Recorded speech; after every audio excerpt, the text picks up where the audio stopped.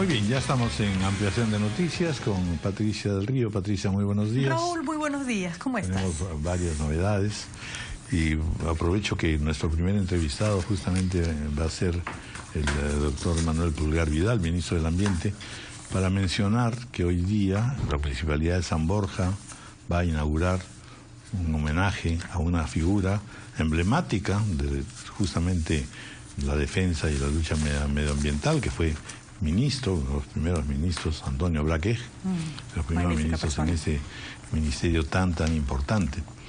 El homenaje lo rinde la Municipalidad de San Borja y señala pues que se trata de un peruano ejemplar, que el Perú no debe olvidar, especialmente por sus innumerables trabajos y lucha en pro de la biodiversidad y el repoblamiento de la vicuña en Pampa Galeras, autor de libros fundamentales, realmente medulares en toda esta materia.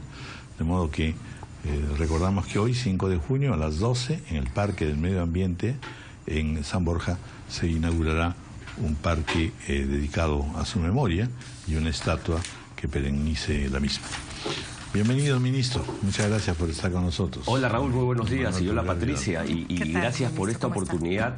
Efectivamente, el día de hoy, que es el Día Mundial del Medio Ambiente, 5 de junio, un día que se instituyó el año 1972 con ocasión de esta cumbre global de Estocolmo, y que tiene un lema muy lindo, un lema muy motivador, que lleva a la reflexión y a la acción, que es 7.000 millones de sueños, un solo planeta consume con moderación, ¿no? Entonces es una reflexión a nuestra responsabilidad como seres humanos en relación a este planeta que es de todos y que implica valores éticos y mucha solidaridad. Cuidado con ese eslogan, le van a decir que está haciendo complot político. Y te agradezco, Raúl, que hayas mencionado lo que efectivamente hoy día a las 12 el municipio de San Borja va a develar un busto, una estatua de Antonio Braque, es al costado del Pentagonito para todos los amigos que quieran estar ahí presentes. Un homenaje muy merecido a Antonio, buen amigo, que además fue el primer ministro del Ambiente en el Perú, su promotor y su primer gestor. Y creo que lo que hoy día a mí como ministro me toca hacer, lo puedo hacer gracias a también lo que hizo Antonio. Y creo que además así se construye Estado. Es la única manera como los peruanos podemos ir cosechando de lo que dejó el anterior. Fervor y continuidad. Así es, y así debiera ser la política siempre. Y Antonio hizo mucho por el Perú y por el Ministerio del Ambiente. Bueno, vamos a hablar de dos temas. Primero, de la consulta pública a nivel nacional sobre el tema relacionado con el cambio climático. Es un documento que se presentará luego a una convención internacional. Y luego vamos a hablar de dos noticias que están muy vinculadas con la selva, una muy directamente con el medio ambiente y la otra relativamente, pero que también es una preocupación de la ONU con respecto a las narcoavionetas. La selva siempre será un motivo de preocupación y desgraciadamente es donde más hay que trabajar y no se hace siempre con la misma intensidad. A ver, la consulta pública a nivel nacional sobre estos temas del cambio climático. Sí, como hemos hablado ya antes, Raúl, en el debate climático hay un mandato que los países tenemos que cumplir, no más tarde de octubre de este año, que es presentarle a la Secretaría de la Convención de Cambio Climático la denominada Contribución Nacional, que de manera muy simple debo explicar es el programa que asume el país para que en un tiempo determinado establezca cómo va a mitigar emisiones de carbono o también llamadas emisiones de gases de efecto invernadero. Y a su vez, en el caso del Perú, incorpore acciones de adaptación. Lo que puedo decir de manera muy resumida es que lo que hemos puesto hoy día para una consulta pública y proceso participativo es esta propuesta de contribución nacional que tiene un enfoque muy ambicioso. ¿Cuál es la ambición? El Perú propone que el año 2030 reduzcamos en 31% las emisiones de gases de efecto invernadero que produciríamos si no hiciéramos nada. Es decir, bajar las emisiones que al 2030, si no hiciésemos nada, llegarían a 269 millones de toneladas de carbono equivalente, para bajarlas a 186 millones de toneladas, sin perder competitividad y demostrando una responsabilidad socioambiental. ¿Y en qué sectores? Procesos industriales, energía, bosques, agricultura, transporte sostenible y residuos. Entonces, es una ambición del Perú, es una ambición del Ministerio del Ambiente, fruto de un trabajo multisectorial que ahora inicia el proceso de participación ciudadana, que mantiene un enfoque clarísimo de competitividad y una mirada, Raúl, a algo que es fundamental: desarrollo con una economía baja en carbono, porque si el Perú quiere jugar en las grandes ligas, tiene que saber que esa es la tendencia y eso es lo que nos toca cumplir. Y permíteme terminar esta primera reflexión diciendo... Eso implica, un agregado nada más, que ciertamente aquí hay también que hacer una tarea de persuasión y de lograr que la comunidad en su conjunto asuma el compromiso, ¿no es cierto? Correcto, y correcto. Porque si no parece simplemente una política estatal y en realidad es de cómo nos comportamos todos y cada uno. Sí. Y qué bueno que lo digas, porque justamente este proceso de participación no solamente es para que revisen el documento. Tiene dos formas la participación: para que aportes al documento en su mejora, en sus aclaraciones o en sus dudas, eso es bueno, pero a su vez tenemos una sección de participación que se llama Contribuye con tu contribución. Si hay alguna organización, corporación, empresa, grupo humano que tiene acciones de mitigación que sean medibles, que sean viables, que tengan métrica, es decir, para que quede claro que están reduciendo carbono, hay que llenar una ficha para que se evalúen y ver si ingresan a nuestra ambición, es decir, si nos incrementan el 31%. Y eso es bueno porque reconocemos que también hay acciones no públicas que son fundamentales ser reconocidas. Y lo que quería precisar, complementar hace un momento es, también tenemos acciones de adaptación, metas deseables de adaptación, y hay dos que a ti te van a parecer, Raúl, y a ti también, Patricia, centrales. Al 2030 debemos reducir en 50% el grado de afectación de poblaciones sometidas a consecuencias de fenómenos originados en cambio climático. Es decir, si tenemos como promedio 100 de afectados, al 2030 ese promedio de afectados debe bajar a 50. Y a su vez reducir en 50% las pérdidas de PBI que suele generar un fenómeno del Niño. Entonces, son dos factores centrales en relación al tema de adaptación, con lo cual el Perú no solo muestra responsabilidad, sino mucho balance entre nuestras acciones de mitigación y las de adaptación. Ministro, varios aspectos importantes que me gustaría conversar con usted. Hoy día sale esta noticia, este informe importantísimo en la República sobre la demanda de los pueblos indígenas cocamas, achuares y quechuas que han llegado a Lima para pedirle al Poder Judicial que no aplique una ley que según ellos lo único que hace es atentar contra las tierras que ya se vieron afectadas en el gobierno del señor Alan García. Para poner un poquito en contexto, durante el gobierno de García se entregó, según los indígenas, en servidumbre o para uso de las empresas, tierras que eran originalmente de las comunidades indígenas y que fueron erróneamente consideradas tierras de libre disponibilidad. Con esta nueva legislación, aprobada en el Congreso de la República el 20 de mayo, lo que se buscaría sería impedir que las autoridades regionales puedan otorgar o cambiar este otorgamiento y por lo tanto se blinda la decisión del gobierno central con respecto a tierras de los indígenas. La acusación es complicada. Los indígenas dicen, bajo esta ley se han construido carreteras, han invadido nuestras tierras y nosotros hemos quedado ahí como si no existiéramos. ¿Qué pasa? ¿Es un problema de catastro? ¿Es que no sabemos efectivamente dónde están nuestras comunidades? ¿O simplemente es un problema de ambición de quienes quieren ocupar más tierras de las que les corresponde? Sí. A ver, yo creo que eso lo puedo contestar por dos vías. A ver. Lo primero, te estás refiriendo a la ley 30327, que es una ley que se aprobó recientemente en el Congreso. Para promocionar las inversiones, ¿no es cierto? Sí, que tuvo en realidad como origen un proyecto llamado 3941, que tiene dos grandes partes. Una parte ambiental, muy sólida, fortalece al SENACE, ventanilla única, certificación ambiental global. Nadie tiene duda de los beneficios de esa parte de la ley. Y una segunda parte que tiene que ver con servidumbres, derechos de vía. Esos son dos elementos centrales, que efectivamente las servidumbres y los derechos de vía son los actos jurídicos que celebra cualquier inversionista cuando necesita ingresar a una zona que sea tierra de terceros. Cuando se discutía el proyecto 3941, que yo les decía, lamentablemente lo están desmereciendo, poniéndole el título de cuarto paquetazo ambiental, cuando en realidad ambientalmente era súper favorable.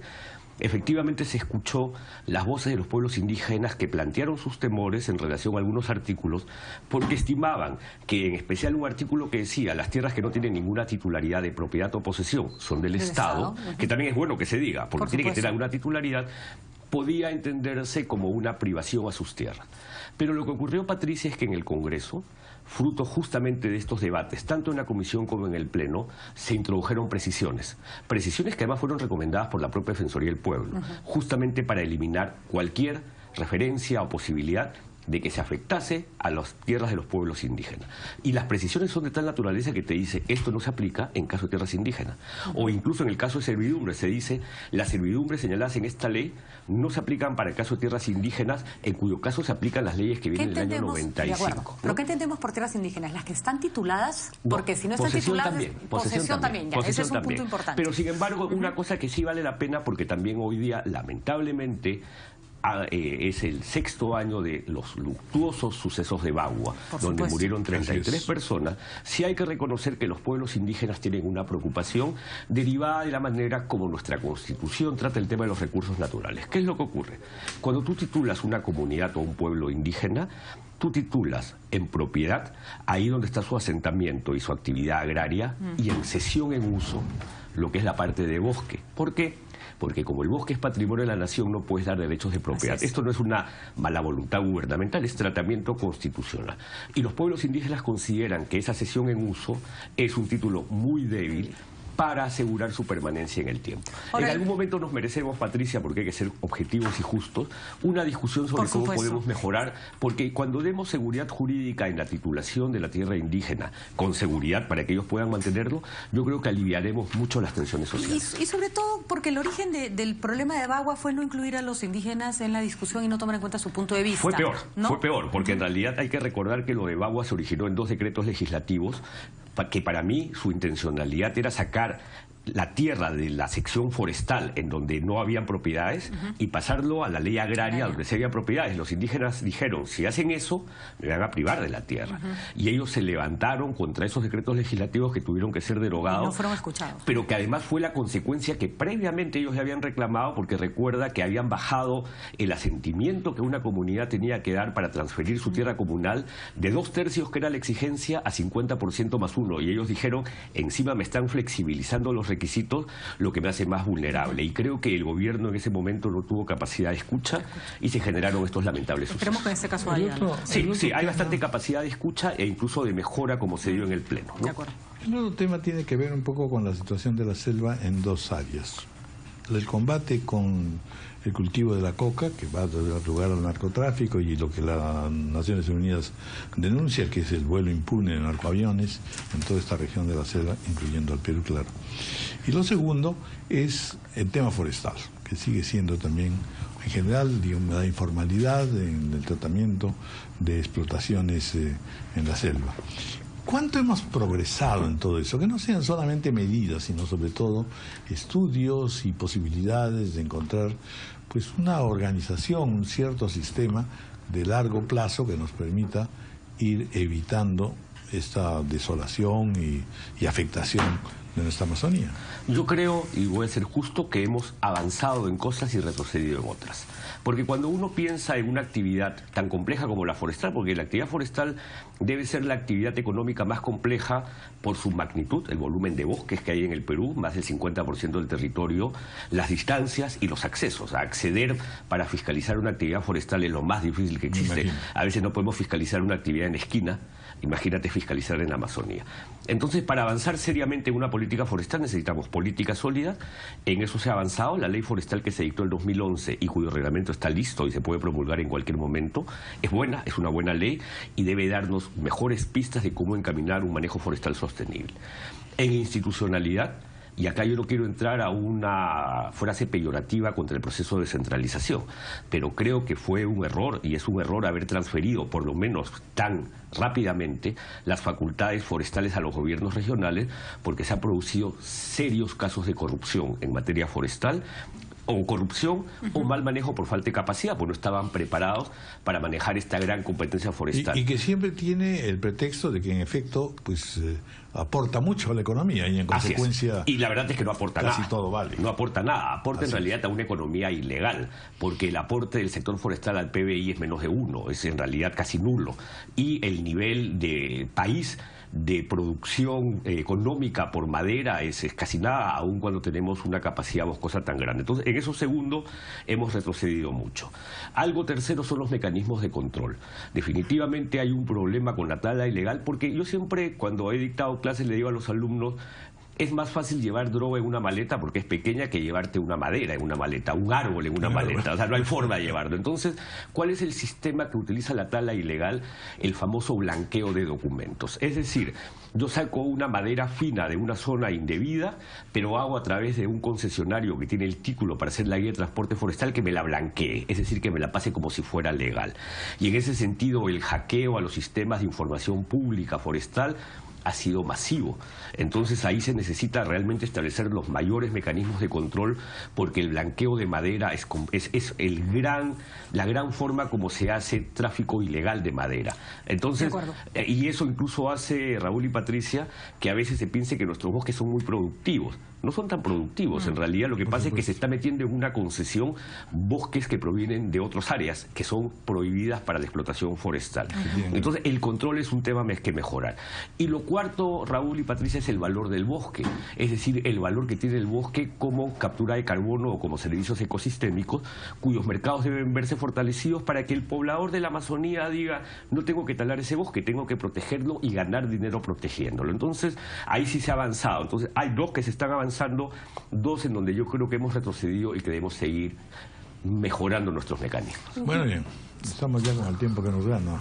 Solo una cortita, pero me la contesta chiquitita. Chica. La OEFA le ganó finalmente el pleito a... No ha terminado. No ha terminado, de acuerdo. Pero tengo fe que nos irá bien. Tengo fe que nos irá bien. Ahora es un debate lindo, es un debate jurídico, como corresponde resolver las controversias. De acuerdo. Sometámonos al Estado a que nos resuelva la controversia y creo que yo tengo fe que va a salir positivo. Bueno, veremos. Bueno, pues muchas gracias, ministro. Muchas gracias. Y felicitaciones además por el día. No, muchísimas gracias. Claro, a celebrar todos, consumiendo 8:34 responsablemente. de la mañana, vamos a hacer una pausa.